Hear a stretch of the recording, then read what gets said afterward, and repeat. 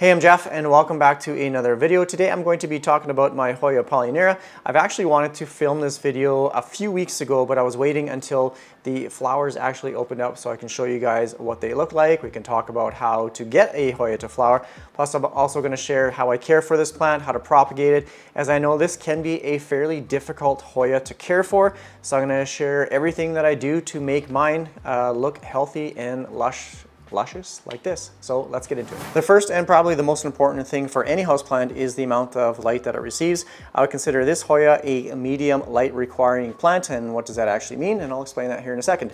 I have mine underneath my Soltech Highland Trek system. It is 3 feet from the light to the plant itself, and I know that because I measured it. So what does medium light entail? If I had this in natural sunlight, I would probably place this in an east window, like on the windowsill itself. East morning sun is not as harsh as, say, like a west or southern exposure. You can probably have a little bit of direct sunlight. It's not going to harm this plant if it's sitting in an east-facing window. This is obviously in the northern hemisphere. Or if you want to place it in a west or south-facing window, I would definitely pull it back a couple feet. Otherwise, you're definitely going to scorch the leaves on this one.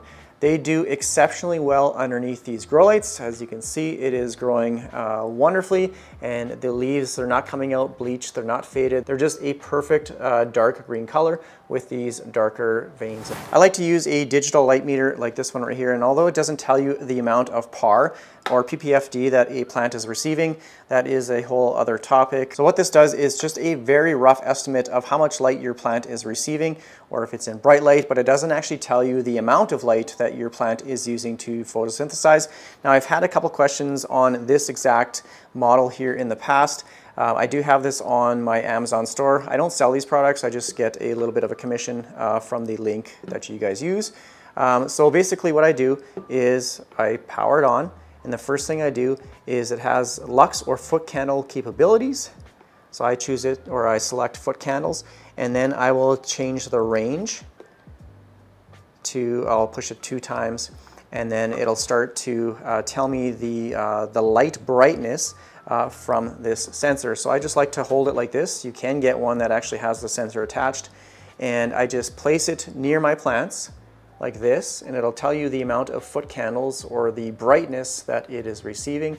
So right now it's getting around the higher end of 300 foot candles. So this is probably the perfect location for it because this is medium light. Low light is between 50 to 250 foot candles. 250 to kind of that 500 to 750 is kind of that medium light. Anything from 500 to 1,000 foot candles is bright light, and anything over 1,000 foot candles is very high light or direct sunlight equivalent. So this is a perfect spot for it. It's kind of neat using this throughout the house because your plants throughout the day will obviously be receiving different amounts of light as the sun rises and sets. And then obviously in the winter compared to summer, your plants are going to be receiving less light in the winter, more light in the summer. So it's just a nice way to determine how much light your plant is actually getting throughout the day and during certain times of the year. Now I'm going to talk about watering, and I guess I could talk about fertilizer and the soil type at the same time because they all kind of go hand in hand. I really didn't think very well this week because I actually watered my HOYA polyneuria about 2 days ago, so I'm not going to be giving it any more water, but I'm going to show you it's the same process with this HOYA. What is this one? The melliflua. So when I water a HOYA, I will make sure that the soil is absolutely bone dry. You probably can't hear it, but it is crispy dry. The pot is super light, so it definitely needs to be watered. This is the fertilizer that I use. It is Dynagrow Foliage Pro. It's 936 for the fertilizer formula. I already measured out 1 ml into 1 liter of water. I think this is a half strength dose. I don't know, should follow the instructions on the back, but I use 1 ml, and I'm just gonna mix it up in a container of water. So I'm just gonna dump that in like that. Use my pencil as a mixer. It's a multi-use tool. I will water it until it comes out the bottom of the drain hole. So I'm just going to fill it up to the top like that and just let it drain through. You want a soil consistency where it just runs right through, coming out the bottom like this. Might actually give it just a little bit more. It'll probably need to be watered again maybe in 10 days or so.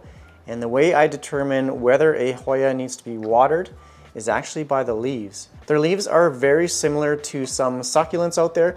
They're very firm, they're very rigid. If they become a little bit flimsy or a little bit soft, then most likely it'll need to be watered as long as the soil is absolutely bone dry. Now a thinner leafed Hoya like this Polyneura, you can see it's pretty well paper thin compared to this thick beefy guy. These ones have fairly thick leaves. You can still tell, like, this feels very firm. It feels very, not plump, but it just feels solid. So I know that this is a well-watered plant. You should never let your Hoyas get wrinkly. That just means they're really dehydrated. You can get root rot from underwatering. If you let the roots get too dry and then you just soak it with water, those roots will just turn to mush. So it's kind of a delicate balance between like under and overwatering. So just let the soil get absolutely bone dry. Have it in a really well draining mixture. You can see there's a ton of perlite in there. I have a little bit of charcoal. It's a mixture of the orchid bark, ProMix's orchid bark, as well as their tropical plant mix, and you saw just how fast that water drained through. Now I'm going to talk about pot size, as I think this is very important for any Hoya. You often hear, or you may have heard, that Hoyas like smaller pots. They like to be snug in there, and sometimes you'll hear that they like to be root bound. It's not necessarily that they like to be root bound, because any houseplant should not be ideally root bound. They should be in an appropriate size pot. But if you have a smaller pot, that just means there's less soil, and it means that it doesn't take as long to dry out after you water it. Now, if you put this size of plant in a pot this size, there's just way more soil, and it'll take much longer for that soil to dry out than it would be if it was in a pot this size. Now, the reason for that is because Hoyas have very thin roots. So I'm going to come over to my prop bin here and take out a cutting like this. You can see how fine these roots are, and if the soil stays wet, then you can see how easily it would be to have root rot on these very tiny, these thin little roots. So that's why you want it in an appropriate size pot, not necessarily a small pot. So a pot this size, I think there's actually 5 or 4 separate single stem cuttings, which I potted up in here, and it's grown into this beautiful plant. So this is a perfect size pot for this cutting right now. There's no roots popping out the bottom. If you give it a little bit of a squeeze, I'm not feeling any roots crunching. I can actually feel the soil kind of loosening up. So it's still a good size pot for this plant. Now I'm going to talk about flowering, or getting your Hoyas to flower. I think I counted about 12 peduncles on this cutting, and if my memory is correct, I want to say this is about a year old. So like I said earlier, I did take all these from single leaf cuttings, and this is probably one of the fastest, or one of my fastest growing Hoyas. I can't believe how well it's done downstairs here underneath the grow light. So there is about 12 peduncles in different stages of development. I only have the one that is currently flowering. So my trick to getting most of my Hoyas to flower is just stressing them out a little bit. And what that means is, if you have, say, like a kind of a normal watering routine of 10 to 14 days, maybe let that go to like 15 or 16 days before you give it any water. So just water it a little bit less, and that will kind of stress it out a little bit. Also, if it's in, say, kind of like that medium light location or kind of a low light, maybe push it into a little bit of a higher light location as well. That will stress it out. You'll often hear, or you'll often see, plants getting sun stressed on the leaves. That's one way to kind of force it into flowering. At least that's how it's worked with me. So just stress it out a little bit. So don't water it as much. Thoroughly water it when you do water it, and then maybe give it a little bit extra light, nothing that's going to burn the leaves, and then obviously fertilizer. So that's all I do. And you often hear that Hoyas don't flower for at least the first few years. This, I'm almost guaranteed that it's not over a year old. I want to say I potted these up maybe 10 months ago just as single cuttings, single leaf cuttings, and they've just exploded with growth. It is constantly growing underneath these grow lights. So that's really all I do to get mine to flower.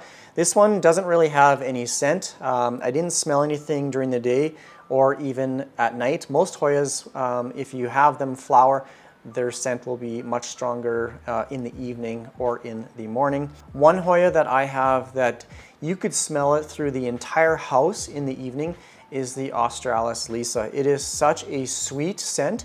It is so strong.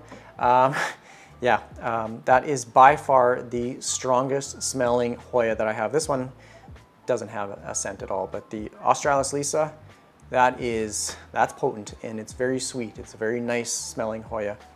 So yeah, that's how I get mine to flower. I think another reason why this one does so well and it grows so fast is that it has a fairly consistent higher humidity downstairs. I do have a humidifier going right now and it is 47% and it's 22 degrees downstairs. So I know some Hoyas, they do prefer a more humid environment. This one I have downstairs, as well as my Hoya Potsii propagated cuttings up there, and these ones grow like crazy. These are probably my two fastest growing Hoyas, the Potsii and the Hoya Polyneura. Now I'm not going to say these, will love 70–80% because in your home it shouldn't be that high anyways, because you're going to be dealing with mold and mildew issues. I use this oscillating fan downstairs here. Just provides air circulation for my houseplants, just provides a little bit more of a natural environment, especially when you're using a humidifier. I got one there and then one on the floor down here, but it's empty, so I have to refill it. And typically with this temperature range, I don't let my humidity get any higher than 50%. So I'll probably shut these off later and just kind of circulate the air like this. I'm not going to be putting 60–70% downstairs here. I just keep it around that 45% range to 50%, and all my houseplants do really well. Here is my Sensation Peace Lily. It's getting another new leaf. All my plants down here, they're growing constantly. So you don't need super high humidity in your home for most houseplants. Yeah, even my anthuriums, see my Forgetii, it's getting a new leaf. So these do generally well in this humidity range. This alocasia here is getting a new leaf. Yeah, here's another anthurium. I'm getting another anthurium. This is which one is this? Magnificum and crystallinum. This one's gorgeous. It's losing this leaf, but it's getting a new leaf. So all of these houseplants do well in these humidity ranges. Now for propagation, it is super easy to propagate a Hoya, and I'll show that here in a second. Typically, I like to take single leaf cuttings because you can take a section of a stem like this and you can cut them up into individual leaves, and each new cutting or each individual cutting will produce a new stem or plant. So you can, like from this single cutting, like if I propagate it right here, you can get 1, 2, 3, 4, 5, 6 individual new stems from this one propagated stem. And that's how I made this pot. And the same thing with this. This is just a regular Hoya carnosa, and this is a Chelsea. And you can see this is where I made a prune previously, and it's starting to push out a new leaf right there. And let's go to the back.